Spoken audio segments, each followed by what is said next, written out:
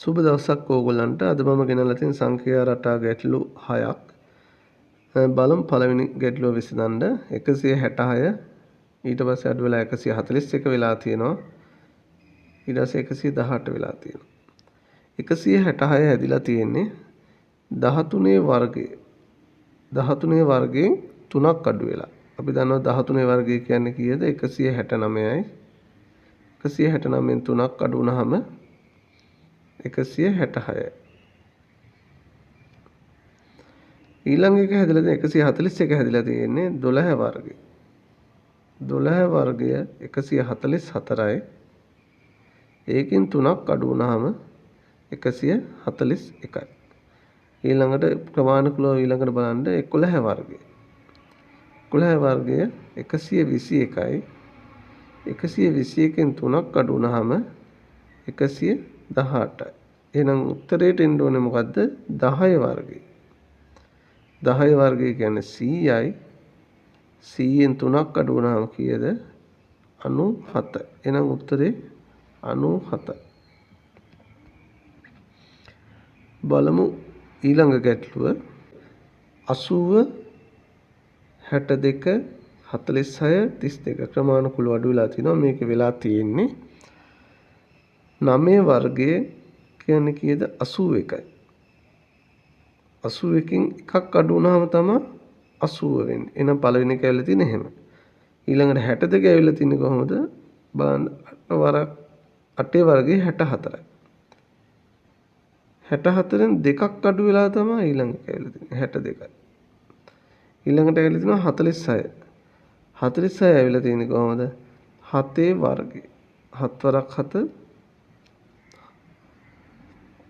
49. 49න් 3ක් අඩු වෙලා තමයි මේක ඇවිල්ලා තියෙන්නේ 46. ඊළඟ 32 ඇවිල්ලා තියෙන්නේ කොහොමද? 6 වර්ගය. 6 වරක් 6 36යි. ඒකෙන් එහෙනම් කීයද අඩු වෙන්න ඕනේ? පිළිවෙලට 1 2 3 4ක් අඩු වෙන්න ඕනේ. 4ක් අඩු වුණාම මොකද්ද උත්තරේ එන්නේ? 32යි. ඊළඟට බලන්න අපි උත්තරේ ගන්න ඕනේ කේ එහෙනම් පිළිවෙලට වෙන්න ඕනේ කොහොමද? 5 වර්ගය. 5 වර්ගය 25යි. එහෙනම් 1 2 3 4 5ක් අඩු වෙන්න. එහෙනම් උත්තරේ කීයද? 20යි. බලමු ඊළඟ ගැටලුව. මේ ගානේ 2 9 28 65 හැදිලා තියෙනවා. බලමු කොහොමද හැදිලා තියෙන්නේ කියලා. පළවෙනි දෙක හැදිලා තියෙන්නේ මෙන්න මෙහෙමයි. එකේ තුන්වෙනි බලයට එකක් එකතු වෙලා තමයි දෙක හැදෙන්නේ. එකේ තුන්වෙනි බලය කියන්නේ කීයද? 1යි. 1 1 2යි. උත්තරේ 2 වෙලා තියෙනවා. ඊළඟ එක බලන්න. දෙකේ තුන්වෙනි බලයට එකක් එකතු වෙලා තමයි ඒක හැදලා තියෙන්නේ. දෙකේ තුන්වෙනි බලය කියන්නේ 8යි. ඒකට එකක් එකතු වෙනවා. උත්තරේ 9. ඊළඟ බලන්න තුනේ තුන්වෙනි බලයට එකක් එකතු වෙලා හැදිලා තියෙනවා. 3 වර 3 9 9 වර 3 27යි. 27ට එකක් එකතු වුණාම 28යි. ඔන්න ඒක ඇවිල්ලා තියෙනවා. 65 ඇවිල්ලා තියෙන්නේ කොහොමද? 4 තුන්වෙනි බලයට. එකක් එකතු වෙලා තමයි ඇවිල්ලා තියෙන්නේ. 4 වරක් 4 16 16 වරක් 4 64යි. 64 1යි 65යි. එහෙනම් අපේ උත්තරේ ගන්න එකට කොහොමද එන්නේ? 5 තුන්වෙනි බලයට. එකක් එකතු වෙලා 5 වරක් 5 25යි 25 වරක් 5 125යි.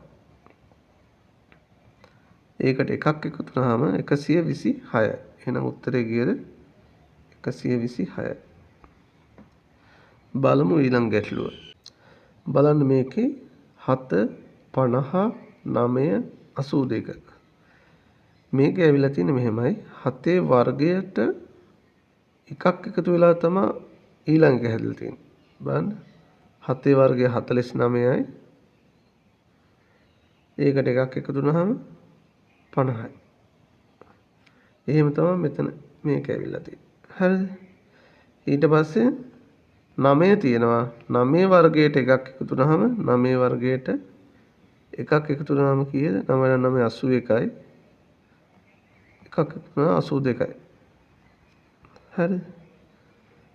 එහෙම තමයි 9න් 82 ඇවිල්ලා තියෙන්නේ. එහෙනම් ඊළඟට කොහොමද වෙන්න ඕනේ? දෙකෙන් දෙකට යන්න තියෙන්නේ 7 9 9ට පස්සේ 11. ඒක අපි දන්නවා 11. ඊට පස්සේ 11 වර්ගයට එකක් එකතු වුණාම 11 වර්ගය කියන්නේ කීයද? 121යි. ඒකට එකක් එකතු වුණාම 122යි. එහෙනම් උත්තරේ මොකද්ද? 11යි 122යි. බලමු ඊළඟ ගැටලුව. බලන්න ඊළඟ සංඛ්‍යා රටා ගැටලුව. මේකේ අපිට හොයන්න තියෙන්නේ මේ පැත්තේ තියනාගේ. කියන වරහනට දකුණු පැත්තෙන් තියනාගේ තමයි හොයන්න දෙන්නේ. හරිද? බලන්න මේකේ 7යි 8යි. මෙන්න මේ 7යි 8යි එකතු වුණාම එන සංඛ්‍යාව කීයද? 15යි. ඒ 15 හැදිලා තිනවා 14ට එකක් එකතු වුණාම. එහෙනම් 7 එකතු කිරීම 8 සමාන වෙනවා 14ට එකක් එකතු වුණාම 15න් 2 සමාන වෙනවා. ඒ වගේම බලන්න මෙතන මෙන්න මේ 8යි 12යි 8 එකතු කරනවා 12. ඒ දෙකේ එකතුව 20නේ. 20 සමාන වෙනවා මේ 19 එකතු කිරීම 1ට. ඒ විදිහටම අපිට මෙන්න මේකත් හොයා ගන්න පුළුවන්. අපි මෙතන x කියලා දාගත්තොත් උත්තරය 10 එකතු කිරීම x කියන එක සමාන වෙනවා. අපි දන්නවා මේ මැද තියෙන සංඛ්‍යාවට එකක් එකතු කරාම 23යි එකතු කිරීම 1. එහෙනම් උත්තරේ විසඳන්න තියෙන්නේ මේ පැත්ත 24 වෙනවා. x කියන්නේ මොකද්ද? මේ 10 එහා පැත්තට කියලා අඩු වෙනවා. 14 තමයි උත්තරේ. එහෙනම් මෙතන උත්තරේ මොකද්ද? 14. අපි ඊළඟ ගාන බලමු. බලන්න මේ ගැටලුව 364 121 40 13 4. 364න් 121ක් අඩු වුණාම 243ක් එනවා. හරි. ඊට පස්සේ බලන්න මේ දෙක අතර පරතරය තමයි මේ. 121න් 40ක් අඩු වුණාම 121න් 40ක් අඩු වුණාම එනවා 81. ඊට පස්සේ 40න් 13ක් අඩු වුණාම 40න් 13ක් අඩු වුණාම 27ක් එනවා. 13න් 4ක් අඩු කළා බලන්න. එතකොට 9ක් එනවා. දැන් ඕගොල්ලන්ට පැටර්න් එකක් පේනවා. 9 27 81 243. තුනෙන් වැඩි වෙලා තියෙනවා. 243 තුනෙන් බෙදුවාම එනවා 81. 81 තුනෙන් බෙදුවාම එනවා 27. 27 9න් බෙදුවාම එනවා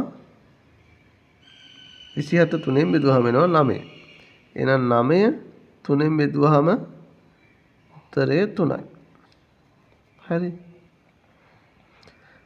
එහෙනම් 4න් 3ක් ගියාම කීයද උත්තරේ? මෙතන එන්නේ 1. 4න් 3ක් ගියාම 3ක් අඩු වුණාම උත්තරේ 1යි. මම හිතනවා පැහැදිලි වෙන්න ඇති කියලා. ඒ වගේම ඔයගොල්ලන්ට අපැහැදිලි තැන් තියෙනවා නම් කමෙන්ට් එකක් දාන්න. ඒ වගේම යාළුවන්ට දැනගන්න ෂෙයා කරන්න. හරි, එහෙනම් නැවත අපි අලුත් ගණනකින් හමු වෙමු.